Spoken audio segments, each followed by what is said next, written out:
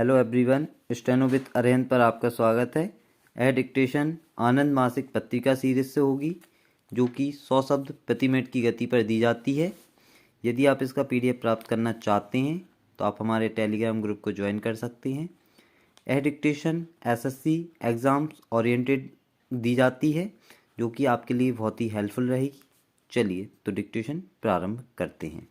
Dictation 5 second बाद। माननीय सभापति महोदय, माननीय मंत्री जी द्वारा श्रम और कल्याण विभाग की जो अनुदान मांगें प्रस्तुत की गई हैं, उस पर मैं अपने विचार व्यक्त करना चाहता हूं।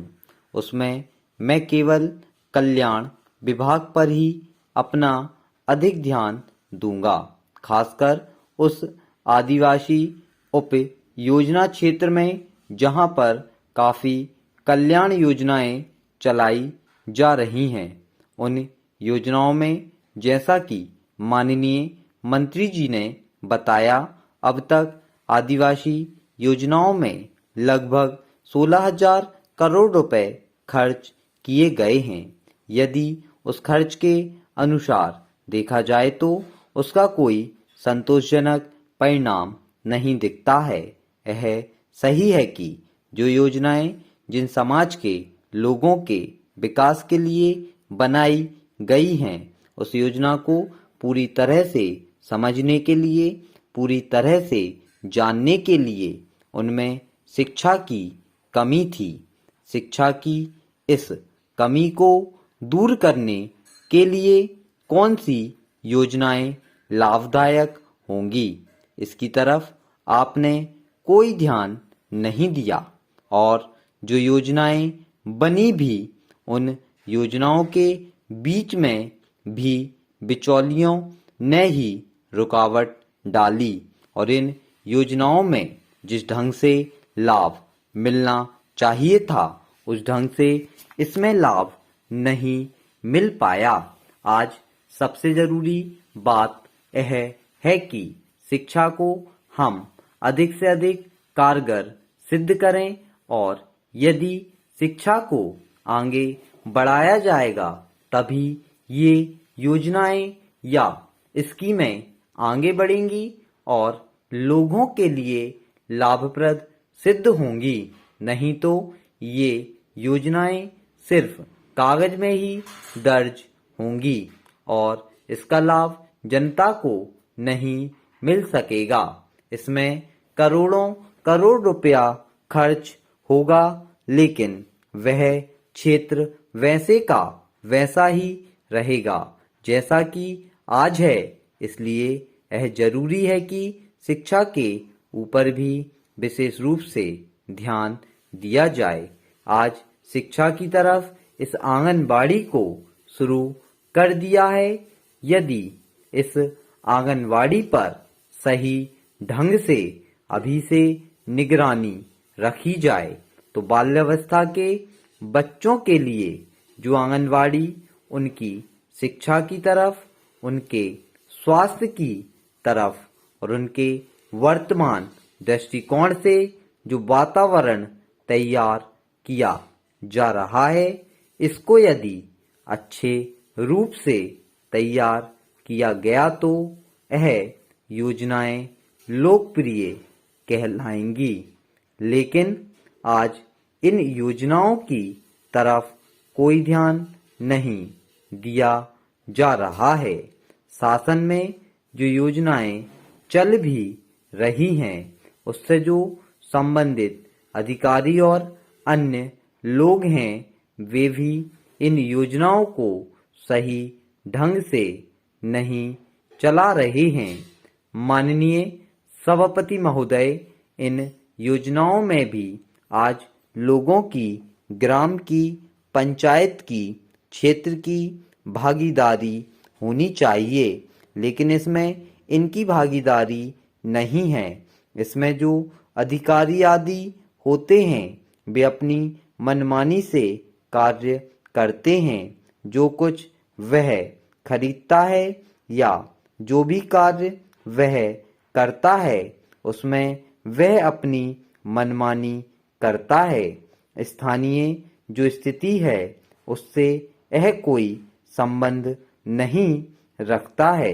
इस योजना के अंतर्गत इन लोगों की भी भागीदारी इसमें जुड़े, इसके लिए भी हमको इसमें कुछ सुधार करना चाहिए, क्योंकि अभी शुरुआत है और यदि शुरुआत में ही इस योजना को अच्छी तरह से लागू किया गया तो पिछड़े क्षेत्रों में, दूर दराज के क्षेत्रों में, जो अज्ञानता वाले क्षेत्र हैं उनमें ये योजनाएं लोकप्रिय कहलाएंगी। शिक्षा के लिए आज जगह जगह पर स्कूल और कॉलेज खोले गए हैं, लेकिन उसमें जो गुणवत्ता होनी चाहिए वह वहाँ नहीं है। स्कूल और कॉलेज खोले गए हैं, लेकिन जहाँ स्कूल हैं वहाँ बच्चे नहीं आ रहे हैं, और जहाँ बच्चे हैं वहाँ पर तो स्कूल का पता ही नहीं है। वहाँ पर बच्चे झाड़ के नीचे या पेड़ों के नीचे पढ़ाई कर रहे हैं। ऐसी स्थिति में जो स्कूल और कॉलेज खोले गए हैं उन्हें सक्षम किया जाए। बहुत सी जगहों पर बच्चे हैं लेकिन शिक्षक नहीं हैं, लेक्चरर पढ़ाने के लिए नहीं है, विषय के अनुसार ढांचा नहीं है। बहुत सी जगहें ऐसी हैं जहां पर एक गुरु है और उसके 5 कक्षाएं पढ़ाने के लिए हैं। इस तरह की शिक्षा व्यवस्था में यदि आप सुधार नहीं करते हैं तो जो भी योजनाएं आप इनकी भलाई के लिए बनाएंगे और यह सरकार जो करोड़ों लाखों रुपया इसके लिए खर्च करेगी उससे जनता को कोई लाभ नहीं पहुंचेगा, नहीं तो आगे भी वही होगा। इसलिए इस समय शिक्षा की तरफ अधिक से अधिक ध्यान दिया जाना चाहिए। इसी तरह से स्वास्थ्य सेवाओं की बात है। आज शहरों में अच्छी स्वास्थ्य सेवाएं उपलब्ध हैं और लोग इसकी सहायता से अच्छी तरह से अपना जीवन निर्वाह कर रहे हैं। बहुत से लोगों को इससे जीविका का साधन भी मिला हुआ है। आदिवासी क्षेत्रों में भी लोग अंधविश्वास, देवी देवताओं को छोड़कर आधुनिक स्वास्थ्य सेवाओं की तरफ आकर्षित हो रहे हैं। लेकिन आज आदिवासी क्षेत्रों में, दूरदराज क्षेत्रों में अस्पताल नहीं है। अगर अस्पताल है तो डॉक्टर नहीं है, कर्मचारी नहीं हैं, डॉक्टर हैं तो दवाइयाँ नहीं हैं।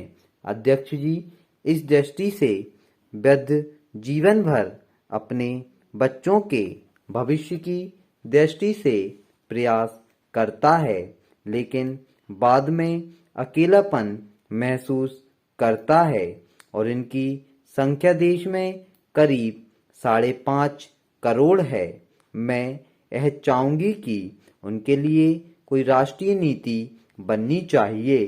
केवल 100 रुपए वृद्धों को पेंशन देकर उनकी समस्या हल नहीं हो सकती है, उससे कुछ निकलने वाला नहीं है। इनका जो अकेलापन है उसको व्यवसाय दे सकें, उनको सामाजिक संस्थाओं में काम दे सकें, उसके लिए कोई राष्ट्रीय नीति होनी चाहिए। और समाज कल्याण की योजनाएं विफल हो जाएं तो वे मानसिक रूप से अपने आप को अकेला महसूस नहीं करें और समाज की उन्नति में अपना योगदान दे सकें। स्वामी विवेकानंद जी ने कहा था कि हर उस शिक्षित व्यक्ति को जो समाज के लिए नहीं सोचता है, कभी अपनी शिक्षा का उपयोग समाज के उद्धार के लिए नहीं करता है। ऐसे शिक्षित व्यक्ति को मैं देशद्रोही मानता हूँ।